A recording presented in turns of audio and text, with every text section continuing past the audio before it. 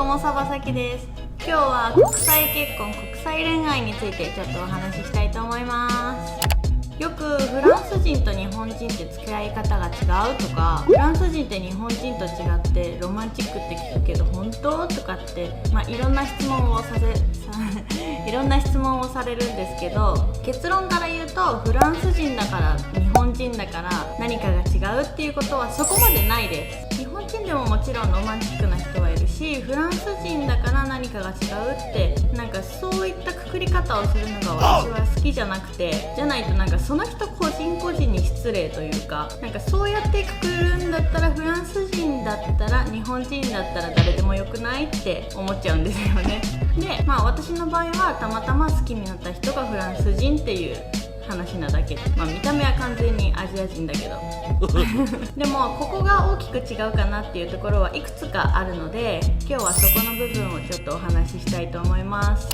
まず何が違うかっていうと、子育てとか家事に対しての姿勢が日本とはちょっと違うかなとは思います。もちろんみんながみんなそういうわけではないし、私個人の感想です。まず一番わかりやすいのが、こっちではイクメンっていう言葉がないです。前にそれをセドに言ったら、なんで自分の子供育ててるのに男の人だけ称賛されないといけないのっていう100点満点の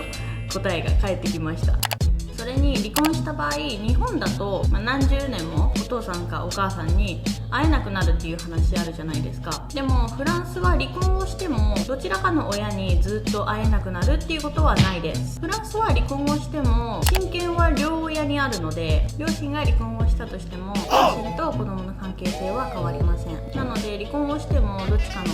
お家に週末行ったりとか、子供のために両親同士連絡を取り合うっていうことは結構こっちでは頻繁にあることです。これは結構日本とフランス違う部分ですよね。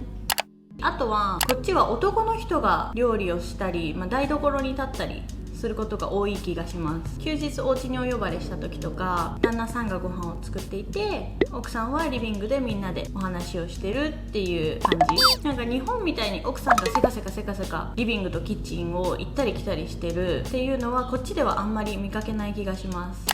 あとは結構私の周りは奥さんが結構バリバリ仕事をしてて、お父さんの仕事の方がいろいろ融通が利くっていうことで、パパが子供と2人でどっかに出かけるっていう家庭も結構多いです。日本だとやっぱりお母さんと一緒っていう率がまだまだ高いですよね。あとは掃除洗濯とかの家事も一通りしてくれます。これは多分フランス人男子というかセドなんですけど、ありがたい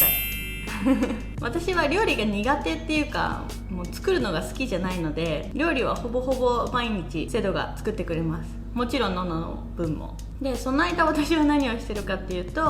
ノノと遊んでます。でそれでご飯を食べて、ノノがもうご飯をいらなくなると、ママかまってちゃんになるので、抱っことかしてたりすると、セドが後片付けをして洗い物までしてくれます。今から旦那さんになる方覚えておいてほしいんですけど、ママが手をつけられない時はママに一言聞いて片付けるか、自分で片付ける。これだけでも感謝の度合いが3億倍ぐらい違ってくるので、ぜひ覚えておいてほしいと思います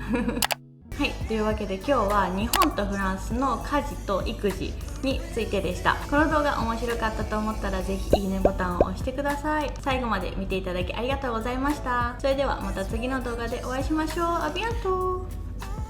バイバイ。